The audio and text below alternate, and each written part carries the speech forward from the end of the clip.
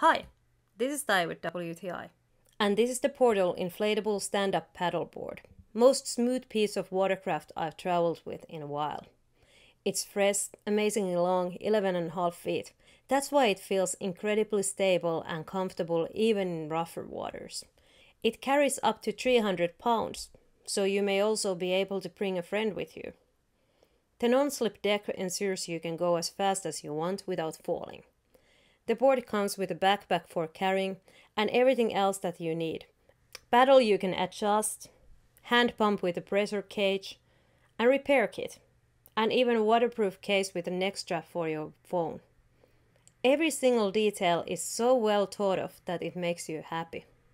Detachable fin is fixed with a screw, so it stays in tight and keeps things stable.